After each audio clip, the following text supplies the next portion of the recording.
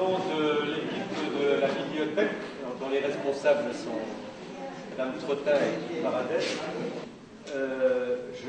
j'introduis dans cette causerie. Alors, on avait dit au départ que ce serait une petite conversation où je vous parlerai de l'eau dans la ville, parce que je ne vais pas vous parler que de Metz, du vieux romaine, parce qu'on ne sait pas grand-chose sur Metz, donc je vais vous parler en général dans le monde. Alors la première chose que je veux dire en introduction, c'est que les aqueducs, et on en a un magnifique ici, avec des monuments comme les amphithéâtres, on en avait un aussi près du centre Pompidou, sont des monuments qui représentent le mieux la puissance romaine. Va de la Syrie jusqu'à l'Écosse, du Sahara jusqu'au Rhin. Donc c'est quelque chose d'immense. On a des centaines d'aqueducs et ces aqueducs représentent ce qui est lié à l'aqueduc. C'est qu'un aqueduc, c'est fait pour apporter de l'eau. Et l'aqueduc, il va quelque part. C'est pour ça qu'il ne faut pas dire l'aqueduc de Jouy ou l'aqueduc d'Ars ou l'aqueduc de Gorze. Non, c'est l'aqueduc de Metz. Parce que c'était un aqueduc qui a été construit pour amener l'eau à la ville romaine d'Ivry-du-Roum, c'est-à-dire à la ville de Metz. Terminer mon introduction, c'est sûr qu'un aqueduc, c'est un monument qu'on voit dans les campagnes la plupart du temps. Mais c'est un monument qui a une finalité urbaine. Parce qu'il sert au ravitaillement d'une plupart des grands aqueducs. Alors, je vais commencer par évoquer les aspects techniques des aqueducs de l'eau, je veux dire dans les villes, et puis ensuite je parlerai des usages de l'eau dans la ville romaine. Stockage de l'eau. Le stockage de l'eau. Les gens de l'Antiquité avaient besoin d'eau, évidemment, comme nous, et il fallait qu'ils la stockent. Stockée dans des citernes, elle était stockée dans des réservoirs, et c'est pour ça que les gens ont pu vivre avant la construction des aqueducs et après la construction des aqueducs, avec évidemment de l'eau qu'ils savaient emmagasiner. Aqueducs, c'est les Grecs, plus anciens encore, qui les ont créés, et puis ensuite les Romains ont développé les techniques. On parlait de la distribution proprement dite de l'eau à partir de l'aqueduc. Alors, à partir de ce bassin de répartition de l'eau, comment est-ce que cette eau était distribuée? Qu'est-ce qu'on utilisait comme matériaux à l'époque romaine? Les conduites en bois. C'est les plus anciennes, c'est les plus rares. Les plus fréquentes, c'était des conduites qui étaient en poterie. En poterie, c'est-à-dire en terre cuite. Et puis, il y a les conduites en plomb. Eh bien, on voit ici, et c'est au musée de Metz, une conduite de plomb qui a été enfermée dans une gangue de mortier.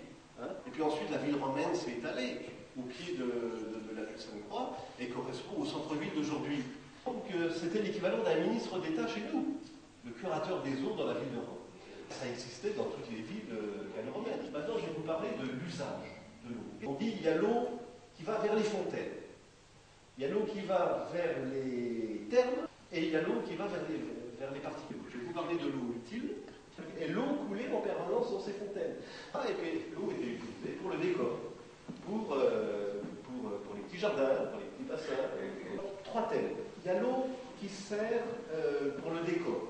Donc, deuxième thème, l'eau des spectacles. Les Romains aimaient bien reconstituer les batailles navales.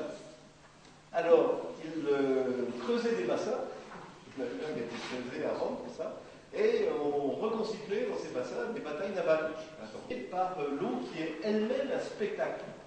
Tout le monde a vu à Rome, une photo au moins, la fontaine de Trévi. Bon, eh bien, ça existait dans l'Antiquité, et dans ce cas-là, c'est l'eau qui devient spectacle. C'est l'eau qui joint l'utile à l'agréable. J'ai terminé sur cette présentation. Maintenant, je vais répondre à vos questions. Et la Moselle, pourquoi elle n'a pas été utilisée pour l'eau? Parce qu'au lieu de faire venir de l'eau de Gorze, ils auraient très bien pu utiliser la Moselle. Je ne sais pas. Je réponds à votre question. Il y a des aqueducs qui prennent leur naissance dans une rivière. Donc, comment ils faisaient? Ils faisaient un petit canal qui était créé pour faire de l'eau pour le jardinage. Dans le chaude, chaudière, ma question c'est sur l'eau chaude. Est-ce qu'il y avait des systèmes de chauffage de l'eau des thermes autres que le feu? Non. Donc il y a quelqu'un qui est à l'extérieur, fait le feu, envoie la chaleur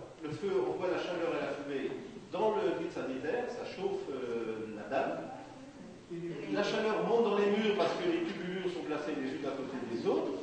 Une construction homogène. Moi, C'est-à-dire que s'il y a un groupe qui se présente pour aller visiter, ils doivent se rendre à la DRAC, ils leur confient la clé, ils vont, ils visitent et ils doivent ramener la clé dans le même temps.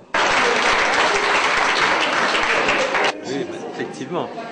J'ai trouvé la causerie de Claude Lefebvre très intéressante, d'autant que c'est moi qui lui avais demandé de venir, parce que je connais bien les problèmes de l'Aqueduc et je connais bien Claude Lefebvre aussi. Et je crois qu'on a appris beaucoup de choses aujourd'hui.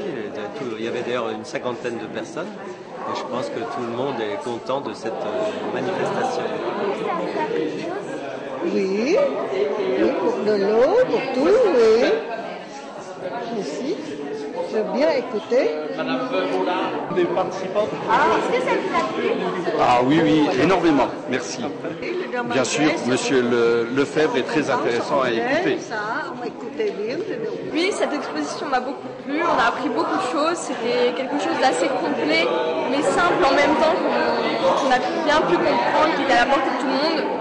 Et on a appris quand même beaucoup de choses sur notre patrimoine qui est quand même assez riche dans le village. L'exposition a complété tout ce que je savais déjà et qui a enrichi ma connaissance.